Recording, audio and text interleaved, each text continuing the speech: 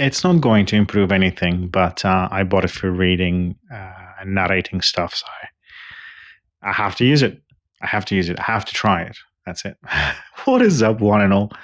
It is I, your favorite internet nobody. Today is the 22nd of August. It's a Saturday, and it's absolutely gorgeous outside.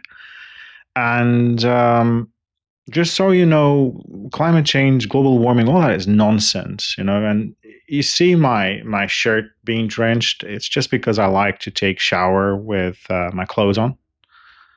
So yeah, if you see this, it's the reason for it, and it's definitely not about climate change and or global warming. I did say I'm not going to do many of these floating talking heads, and I mean it. But there's something to be said about. There is something to. I'm not sure how I feel about commodifying day-to-day life yet. You see, last week I did a 3-hour drive one way to see a friend of mine. I drove to a city called Pleven, which is in the northwest part of the country. The city is 10 times the size of my hometown. It's a historically important place, for sure. And I stayed on the outskirts near an airfield with old propeller plane stuffs and whatnot, and a stunning pine forest. And the entire time I thought to myself, yeah, I'll record a little bit of the airfield, and I'll record a little bit of the grounds around the hotel, and then I'll record my time with my friend, or not all of it, but some of it. And I did none of that. I just didn't want to. I take a lot of photos. I enjoy taking photos with my phone, even though they're not perfect. I just enjoy the process of doing that. But I did not record anything. Some short, like 9:16, the vertical videos. I did that, but nothing like this. And the reason is, again, I'm not sure if I want to commodify. I'm not sure I want to think about all my journeys whenever I get to do them, all my goings out, all my things as content, because that is definitely what people do, unfortunately. Especially people who grow an audience. That audience wants to see more of it, and we'll see less of them. I'm not saying I'm running the risk of the same thing happening to me. But what if? Today's video, this is now a 10th attempt to record it, is just something I wanted to share about in terms of, let me backtrack. I did mention some reasons why I left the UK. There are so many more. And then in the last video, I talked about one good reason why I moved back to Bulgaria. In today's video, or this whatever this is, this little tete-a-tete, I just want to share one of many things I'd like to do outside of work. I'm still looking for work. I'm yet to find a source of income. Interviews are going slow. That's the season. That's the way it is. But outside of that, outside of the day-to-day worries and taking care of things, I think every person needs to have, hobbies, and also something creative, a creative outlet of some kind. And in my case, I have a plenty, but nothing in my life runs as a constant undercurrent the way it does for some people. Some people do music, some people do poetry, some people do paintings. Some people have this thing going on in their lives for decades on end. I have none of it. I have the craving for it, but I have none of it. Yes, I blog, and the blog has existed since 2019, so I write a fair bit. It's unremarkable, but I do that. And yes, I read a lot of English literature. And yes, I do draft using my archival ink pens from Mitsubishi, and I take photos, which is quite enjoyable. Um, but the reality is, I am yet to develop more habits around creative endeavors. So I'm taking this opportunity now that I'm back in Bulgaria, to spend some time with the culture of the country I was born in. I lived until my 19th birthday. A culture I largely neglected, ignored. I didn't care for it that much. Even though I was a straight A student in language, Bulgarian language and literature, I never cared deeply about the classics. I never cared deeply about the stories. It just, something in me just wouldn't let me enjoy them. It was a tick box. I just had to do it, or in most cases, I didn't. And I just read like summaries or the first few pages, the last few pages, or just skimmed through the book. It was good enough for me to write an essay on something.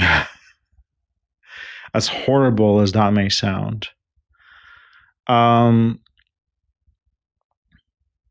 But now that I'm 39 and I've had some life happen to me, I've lived some.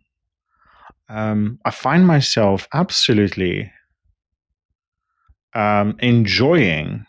I find myself mesmerized by the prose, prose, the prose of the classics. And in particular, I started reading, and I finished reading, of course, short stories by Yordan Yovkov called Legends of Stara Planina, or Legends, or Staroplaninske legendi, or Legends of the Old Mountain. It's about 11 stories, 38 odd thousand words. And I enjoyed it so much that I thought to myself, is this translated? Is there a translation from Bulgarian to English somewhere? Of course there is. There always is. Well, it turns out, one, the last translation was done in the 90s by a non-native, and two, a lot of that is open domain. A lot of the classics in Bulgarian language are open domain now because the authors have passed away and time has passed. So they're not, they're public domain, not open domain, public domain, open source, whatever. And it gave me this idea to, I had this illusion in me, and I still have it now, of translating it all. Not all of the classical literature that exists in Bulgaria, but I decided to start with the Legends of Stara Planina by Yovkov. I'm already 2 stories in, what, about 6,000 words. It's taken me about 5 days and many an hour poring over all of it, figuring out how to translate the archaics, figuring out what the Turksisms and the foreign loanwords mean. And this process has been very humbling, because you'd think that 19 years steeped in one language followed by 19 years steeped in a different language. I've read more than 20 million words in English literature alone. I've written a lot, and never you mind all the live streams I've done on Twitch, past YouTube endeavors, all of the technical stuff I've read, all the conversation I've ever had in English, all of that, all the music I've listened to, all the movies I've watched. You'd think that after accumulating so many words and so many ways of using the words, you'd think that I'd be good at translating stuff. And it turns out I am not good at all. It turns out deeper understanding of how language works and how it moves from language to language, how meaning moves from, or how meaning is translated, It's carried over. It's tricky, especially if you want to do a good job. So massive respect, as I mentioned in a LinkedIn post. I have nothing but massive respect for people working in localization and translations. Kudos to you. But it has been eye-opening for me. Again, one, there is a wealth of classical Bulgarian literature, fine art, and rock music that I know nothing about. I've completely forgotten, never thought about, never cared about. And now I have an opportunity. I mean, I've always had it, but now I have an appetite as well to pour through it. To movies, maybe, who knows? I've tried in the past and I've never liked them, and I tried recently and I still am on the fence, but maybe. Oh, never mind theater. Anyway, there's a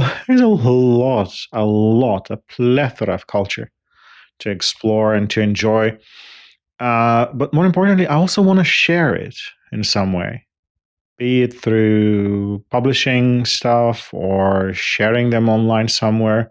I do have my blog, but it's largely used for my own personal essays and stuff. And all of this is outside of my care for earning money, for looking after myself. Jesse, my dog, takes a very high.